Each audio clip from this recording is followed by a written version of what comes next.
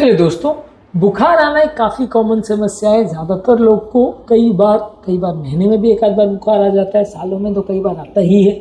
बुखार अगर किसी व्यक्ति को आए तो क्या क्या चीज़ों का उसको पालन करना चाहिए, क्या क्या चीज़ें उसको फ़ायदा कर सकती है, आज इन सारे सिंपल टिप्स पर बात करेंगे ताकि ओवरऑल एक अंडरस्टैंडिंग डेवलप हो पाए और ये चीज़ों को आप ज़्यादा करें तो आपको जल्दी रिकवरी मिले या बुखार से आप जल्दी निकल पाएँ।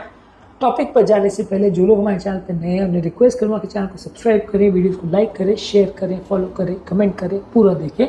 टॉपिक इंपॉर्टेंट है। आज हम बात करेंगे बुखार के लिए बेस्ट टिप्स पर। चलिए शुरू करते हैं इंपॉर्टेंट वीडियो। बुखार के टाइम पानी की शरीर में अक्सर कमी हो जाती है, इंटरनल बॉडी में डिहाइड्रेशन होने का चांस ज़्यादा रहता है, इसलिए ज़्यादा मात्रा में पानी, herbal tea, soups, clear broth, electrolyte solution, vegetable soups या नॉन वेजिटेरियन सूप्स, ये सारी चीज़ें ज़्यादा लीजिए। ये बॉडी का डिहाइड्रेशन मेंटेन करते हैं और बुखार से जल्दी रिकवरी करने में मदद करते हैं, इसलिए आपको ज़्यादा मात्रा में पानी पीना चाहिए।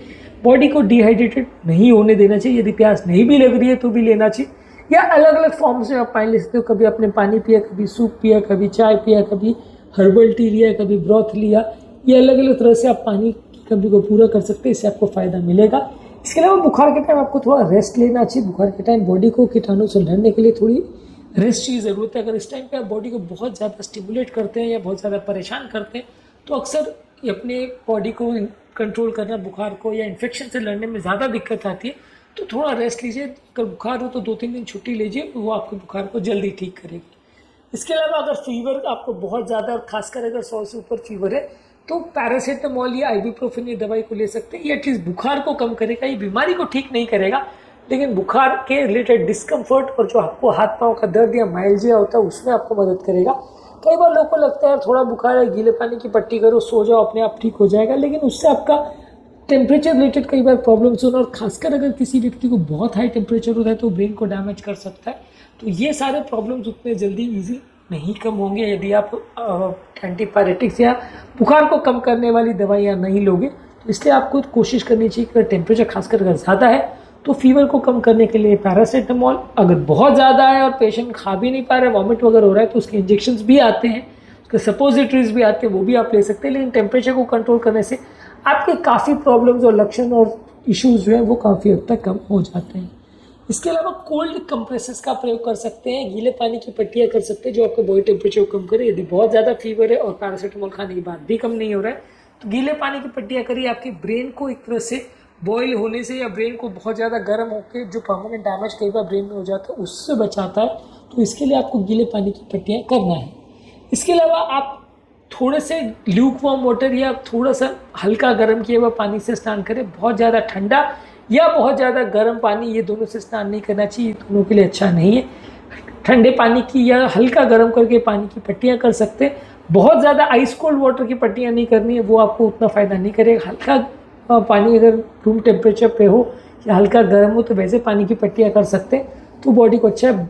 बहुत ज़्यादा अगर ठंडा पानी या बहुत ज़्यादा गर्म पानी लेते हैं तो वो दोनों ही अनकम्फर्टेबल रहेंगे और ऐसे टाइम पर आपको उल्टा पेन या अनकम्फर्टेबल ही लगेगा, उससे अच्छा नहीं लगेगा। एक मिसकंसेप्शन लोगों को ये है कि ऐसे टाइम पे बर्फ़ को सर पे रखें। बर्फ़ रखने के बदले हल्का गीला पानी की पट्टियाँ करें तो ज़्यादा अच्छा है। बर्फ़ रखेंगे तो उल्टा थोड़ा अनकम्फर्टेबल हो जाता है और कई बार उससे आपका बुखार ठीक होने के बदले उल्टा पेन होना चालू हो जाता है। इसके अलावा थोड़ा सा कोशिश करिए कि कंफर्टेबल कपड़े पहनिए, जिसमें लाइट वेट ब्रीदेबल कपड़े पहनिए, हल्का लाइट ब्लैंकेट ओढ़िए। इसके अलावा बहुत ज़्यादा हेवी ब्लैंकेट्स या बहुत ज़्यादा हेवी कपड़े बहुत ज़्यादा मत पहनिए। कई बार लोगों को ऐसा लगता है बुखार के टाइम तो ठंड लगती है, बहुत हेवी कपड़े कई लेयर्स में पहनते हैं। ओब्वियसली ठंड बचाने के लिए ठीक है, अगर आपको खासकर कपकपी आ रही है या ठंड के टाइम पे बुखार आ रहा है तो ठीक है, लेकिन अगर आप बहुत ज़्यादा टाइट और बहुत ज़्यादा भारी कपड़े पहनते हैं तो कई बार बॉडी को स्वेट करने में मुश्किल होती है। बॉडी का जो टेम्परेचर कंट्रोल सिस्टम है जिससे पसीना आना चाहिए वो कंट्रोल कॉम्प्रोमाइज़ हो जाता है। तो अगर नॉर्मल टेम्परेचर आपको लग रहा है, बहुत ज़्यादा ठंड नहीं लग रही, तो कोशिश करिए कि बहुत ज़्यादा ओवर कवर मत करिए, बहुत ज़्यादा गर्म कपड़े मत पहनिए, नहीं तो बॉडी का टेम्परेचर कंट्रोल सिस्टम कॉम्प्रोमाइज़ हो जाता है, इससे आपको दिक्कत आएगी। इसके अलावा बॉडी के टेम्परेचर को रेगुलर बेस पे चेक करते रहिए, अपने टेम्परेचर का रेगुलर ट्रैक रखिए।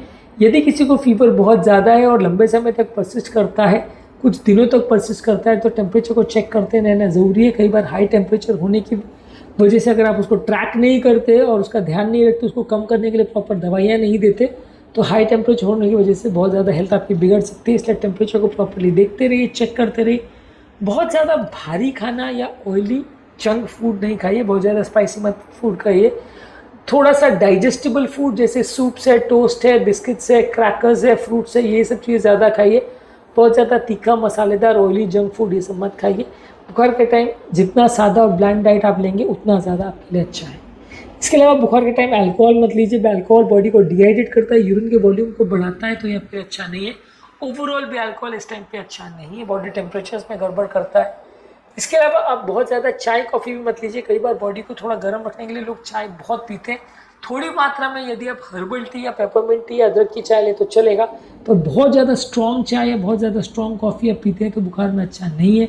वो आपके लिए नुकसानदायक है, बॉडी की यूरिन वॉल्यूम को भी बढ़ाता है, बॉडी को डिहाइड्रेट भी करता है, तो वो उतना हेल्दी नहीं है। थोड़ी मात्रा में दिन में 1-2 बार, मे भी 1 आध बार एक्स्ट्रा पी लेंगे तो चलेगा, बहुत ज़्यादा मत पीजिए।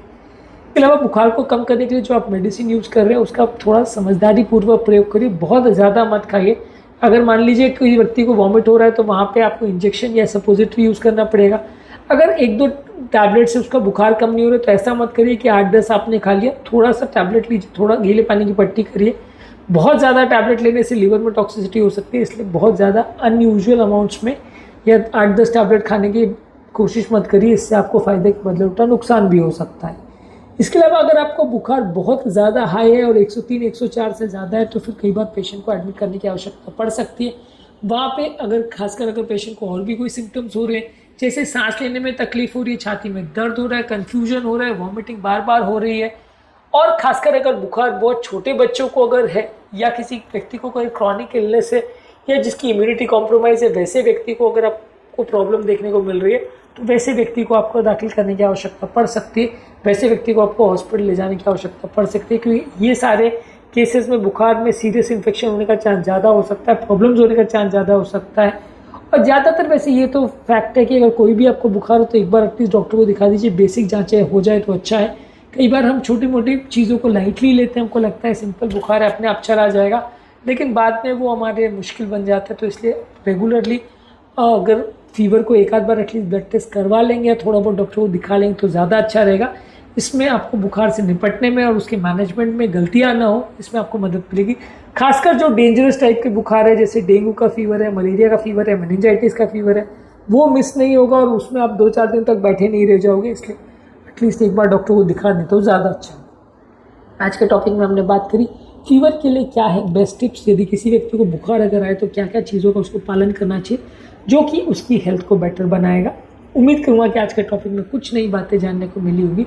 जो लोग हमारे चैनल पर नए हैं उन्हें रिक्वेस्ट करूँगा कि चैनल को सब्सक्राइब करें, वीडियो को लाइक करें, शेयर करें, फॉलो करें, कमेंट करें पूरा।